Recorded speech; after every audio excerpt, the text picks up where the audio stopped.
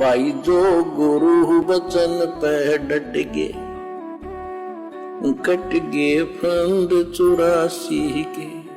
आयत नंबर 59 का अरबी भाषा वाला मूल पाठ नागरी लिपि में इस प्रकार है, ये यहां पर लिखा हुआ है, सभी भाई पढ़ सकते हैं।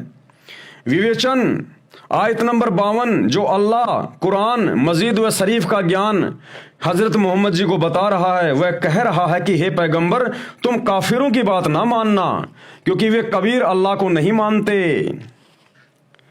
उनका सामना संघर्ष यानी मेरे द्वारा दी गई कुरान की दलीलों के आधार से बहुत जोर से यानी दृढ़ता के साथ में करना। जैसे आज हम भगत भाई बहन अपने गुरुदेव भगवान के द्वारा दिए गए ज्ञान आधार से, परमाणु के आधार से, सृष्टि रचना के आधार से, और जो भी कोई समझना चाहता है या हम किसी को समझाना चाहते हैं तो गुरुदेव के ज्ञान आधार से उनको समझाते हैं दृढ़ता के साथ में। तो उसको कहते हैं जिहाद करना, यानी संघर्ष करना, मारकाट करना नहीं, लड़ाई झगड़ा करना नहीं। ये तो जिहाद का शैतान की प्रेरणा से कुछ लोगों ने गलत मतलब निकाल लिया। जिहाद का मतलब होता है संघर्ष करना, इस ज्ञान को समझाने के लिए। मेरे द्वारा दी गई कुरान की दलीलों के आधार से बहुत जोर से यानी दृढ़ता के साथ करना, अर्थात वे तुम्हारी ना माने कि कबीर अल्लाह ही समर्थ है तो तुम उनकी बातों को ना मानना।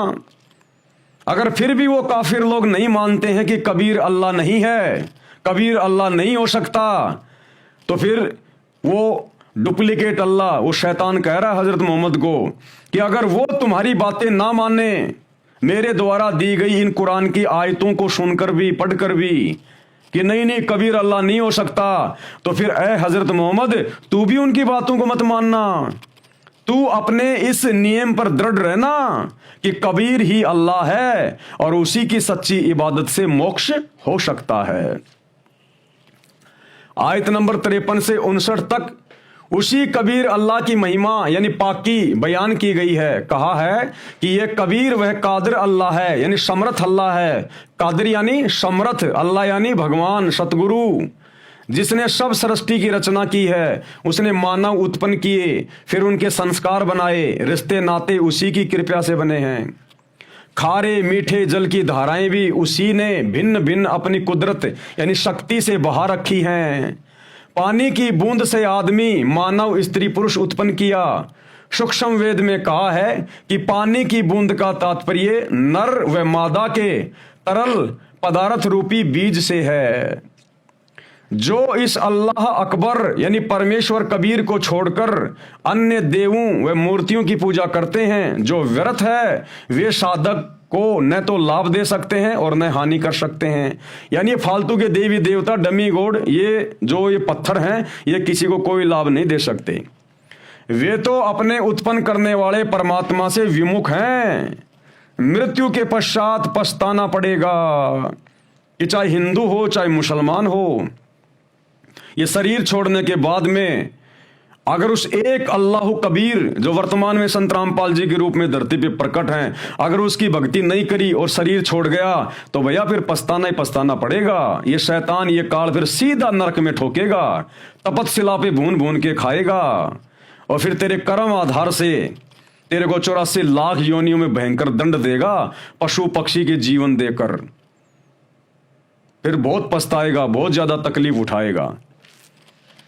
मृत्यु के पश्चात पछताना पड़ेगा। उन्हें समझा दो कि मेरा काम तुम्हें सच्ची राह दिखाना है, उसके बदले में मैं तुमसे कोई रुपया पैसा भी नहीं ले रहा हूं।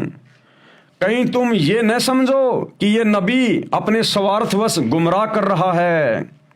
यदि चाहो तो अपने परवरदिगार यानी उत्पत्ति करता तथा पालनहार का भक्ति मार्ग ग्रहण कर लो। यानी भाई जबरदस्ती का काम नहीं है, मैंने तुम्हें बता दिया। अब तुम चाहो तो अपने परवरदिगार, अपने उत्पत्ति कर्ता की भक्ति ग्रहण कर लो, यानी सतगुरु रामपाल जी पर ईमान ले आओ, उनके सत्संग सुनकर उनकी शरण समय रहते ग्रहण कर लो। कुरान ज्ञान दाता नबी मोहम्मद जी से फिर कहता है कि वो शैतान कुरान का ज्ञान देने वाला फिर हजरत मोहम्मद जी से कह रहा है, आयत नंबर 58, और ए पैगंबर, उस जिंदा जो जिंदा रूप में तुझे मिला था ना, वो कबीर अल्लाह, उस जो जिंदा बाबा के वेश में तुझे काबा में मिला था, वह अल्लाह कबीर, उस पर विश्वास रखो जो कभी मरने वाला नहीं है, कभी मरने वाला नहीं है, अविनाशी है। हम रोज अपने गुरुदेव भगवान की महिमा करते हैं, उनकी पाकी बयान करते हैं संध्या आरती के लास्ट में।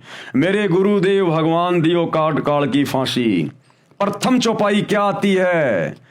अवगुण किए घनेरे, फिर भी भले बुरे हम थारे, और दास को जान के निपट नादान, मोहे बख्श दियो अविनाशी। हम अपने गुरुदेव को, कबीर अल्लाह को अविनाशी कह रहे हैं। तो हजरत मोहम्मद को यही कबीर अल्लाह सतगुरु रामपाल जी, ये जब चाहे जिस युग में जिस समय, ये है रियल में टाइम ट्रेवलर। ये समय से आगे भी जा सकते हैं, समय से पहले भी जा सकते हैं। अंतर्यामी उसी को कहते हैं जो आगे पीछे की सब जानता है। शब्द स्वरूपी उसी को कहते हैं जो कभी भी किसी भी समय कहीं भी किसी भी रूप में प्रकट हो सकता है, कितने ही रूप बना के वो प्रकट हो सकता है। तो ये कबीर अल्लाह सतगुरु रामपाल जी हर युग में जब चाहे जहां भी प्रकट हो जाते हैं और अपनी आत्माओं को ज्ञान देते हैं। तो उस समय जिंदा बाबा के रूप में हजरत मोहम्मद जी को मिले थे ये कबीर अल्लाह सतगुरु रामपाल जी। इनके विषय में हजरत मोहम्मद को मुसलमानों का वो डुप्लीकेट अल्लाह कह रहा है। क्या कह रहा है हजरत मोहम्मद को? और ए पैगंबर, उस जो जिंदा बाबा के वेश में तुझे काबा में मिला था, वह अल्लाह कबीर, उस पर विश्वास रखो जो कभी मरने वाला नहीं है, अविनाशी परमेश्वर है। और तारीफ यानी प्रशंसा के साथ उसकी पाकी बयान यानी पवित्र महिमा का गुणगान करते रहो।